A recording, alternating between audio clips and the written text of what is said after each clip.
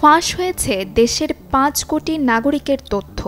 এসব গোপন তথ্য আবার পাওয়া যাচ্ছে বিভিন্ন ডার্ক সাইটে।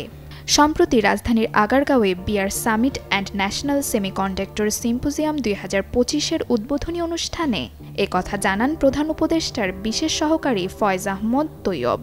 এ ঘটনাকে উদ্বেগজনক বলেন তিনি। আজকের এই যুগে আমাদের প্রতিদিনের জীবনের সবকিছুই যেন ডিজিটাল ভিত্তিক, আর এর সাথে আমাদের ব্যক্তিগত তথ্যগুলো হয়ে পড়ছে সবার নাগালে। কিন্তু কখনো ভেবেছেন কি এই ব্যক্তিগত তথ্য ফাঁস হলে কি হতে পারে তার পরিণতি? তাই সবার আগে জানতে হবে ব্যক্তিগত তথ্য মূলত কি। যা আমাদের পরিচয় প্রকাশ করে সেগুলো সবই ব্যক্তিগত তথ্য। এর মধ্যে আছে নাম, ঠিকানা, জন্ম তারিখ, ফোন নম্বর, জাতীয় পরিচয়পত্র, পাসপোর্ট নম্বর, এমনকি আঙুলের ছাপ ও চোখের মনির ছবি। এই তথ্যের মধ্যে অনেক কিছুই রয়েছে যেগুলো অন্যের হাতে চলে গেলে আমাদের জীবনে নেমে আসতে পারে ভয়ানক বিপদ।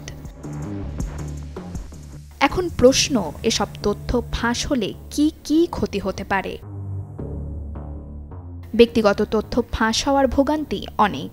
যেমন মুঠোফোন নম্বর ও এই সংক্রান্ত তথ্য যদি অন্য কারো হাতে চলে যায়, তবে আপনার ব্যাংক অ্যাকাউন্টের পিন নম্বর এবং অন্যান্য গুরুত্বপূর্ণ তথ্য বের করে নিতে পারবেন প্রতারক।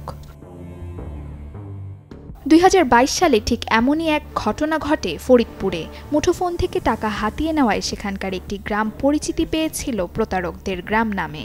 এই গ্রামের প্রতারকেরা গ্রাহকদের মুঠোফোন নম্বর সংগ্রহ করে, কৌশলে পিন নম্বর নিয়ে টাকা হাতিয়ে নেয়। পুলিশের অপরাধ তদন্তের বিভাগের তদন্তে এ তথ্য উঠে আসে।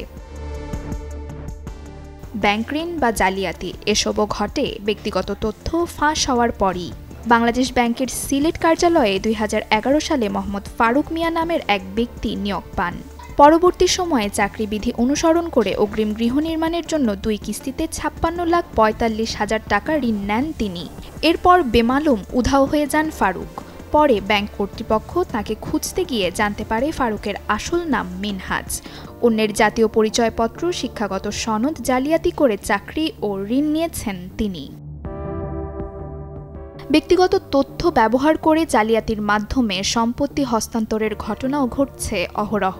প্রতারণা হচ্ছে সিম দিয়েও। তথ্য চুরি ও ব্যাংক জালিয়াতির ঘটনাও ঘটছে হরহামেশাই। মিরপুর থেকে ২০১৮ সালে গ্রেপ্তার করা হয় শরীফুল ইসলাম নামের এক ব্যক্তিকে। পেশায় তিনি এক সুপার শপের বিক্রয় কর্মী। সিআইডি জানায়, কেনাকাটা করতে আসা গ্রাহকদের তথ্য চুরি করে হুবহু এটিএম কার্ড তৈরি করতেন শরীফুল। পরে কার্ড দিয়ে গ্রাহকের টাকা তুলে নিজের ও স্ত্রীর ব্যাংক হিসাবে জমা রাখতেন। এভাবেই অন্যের তথ্য চুরি করে বা সস্তা উপায়ে সিম কার্ড বদলে প্রতারণা, ব্যাংক অ্যাকাউন্ট চুরি এসব ঘটনা ঘটছে প্রায়ই। এমনকি অন্যের ছবি, নাম, পরিচয় চুরি করে সামাজিক যোগাযোগ মাধ্যমে ভুয়া অ্যাকাউন্ট খুলে প্রতারণার ঘটনা ঘটছে। সেই সাথে অ্যাকাউন্ট হ্যাক করে বিভিন্ন জনের কাছে টাকাও চাওয়া হয়। বিশেষজ্ঞরা বলছেন, তথ্য প্রদানের ক্ষেত্রে সাবধানী হতে হবে। যদি কোথাও তথ্য দিতেই হয় তাহলে তা বিশ্বাসযোগ্য জায়গায় নিশ্চিতভাবে দেয়া উচিত। এছাড়া ব্যক্তিগত তথ্য ফাঁস হয়ে গেলে প্রথমেই আইনি পদক্ষেপ নেয়ার পরামর্শ সংশ্লিষ্টদের। সুরক্ষার জন্য কিছুদিন পরপর পাসওয়ার্ড, ইমেইল ঠিকানা পরিবর্তন করা জরুরি। নসিন নাওয়ার, চ্যানেল 24।